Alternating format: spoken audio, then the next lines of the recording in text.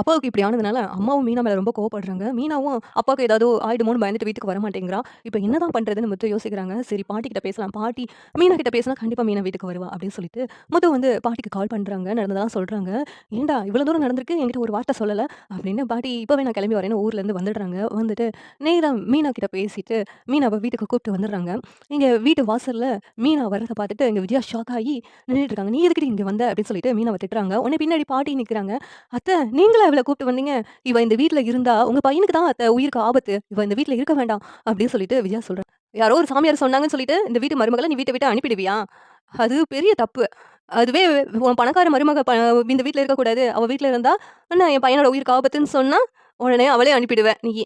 மீனா ஒரு ஏலன்னு சொல்லி தானே அவள ஏளனமா நடத்துற. எல்லா மருமகளையும் ஒரே மாதிரி நடத்தணும்னு உனக்கு எத்தன தடவ சொல்ல அப்படின்னு எங்க பாட்டி சொல்றாங்க. உடனே விஜயா இருந்துகிட்டு, "அத்தை அந்த சாமியார் அம்மா அப்படிதான் சொன்னாங்க. அவங்க சொல்றதெல்லாம் நடக்குமா அத்தை?" அப்படிங்கிறாங்க.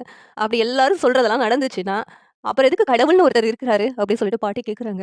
"இவள நான் இந்த வீட்டுக்குள்ள விட மாட்டேன். இவ இந்த வீட்ல இருக்கக்கூடாது அத்தை" அப்படின்னு இங்க விஜயா ஆர்க்யூ பண்ணிக்கிட்டே இருக்கிறாங்க. போதும் நிறுத்துன்னு ஒரு அறை விஜயாவ அறையுறாங்க. "இங்க பாரு இந்த மாதிரி மூட நம்பிக்கைய வச்சு தான் முத்துவ இந்த வீட்ல இருந்து பிரிச்சு வச்ச.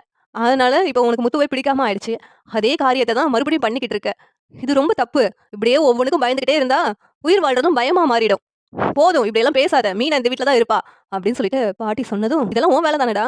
நான் உன் பொண்டாட்டிய வீட்ட விட்டு அனுப்புனேன்னு சொல்லிட்டு, நீ அத்தைய சப்போர்ட்டுக்காக கூட்டு வந்துட்டியோ?"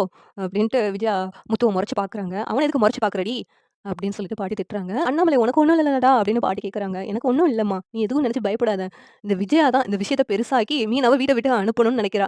நானும் எவ்வளோ தூரமோ சொல்லி பார்த்துட்டேன். கேட்க மாட்டேக்கா. நீங்க வந்துட்டீங்களா எல்லாம் சரியாயிடும்." அப்படின்னு அண்ணாமலை சொல்லிக்கிட்டு இருக்காங்க. இந்த சீரியல் எப்படி இருந்தா நல்லா இருக்கும்னு நீங்க நினைக்கிறீங்கன்னு கமெண்ட் பண்ணுங்க. இந்த வீடியோ பிடிச்சிருந்தா லைக் பண்ணுங்க, ஷேர் பண்ணுங்க, சப்ஸ்கிரைப் பண்ணுங்க. Thank you.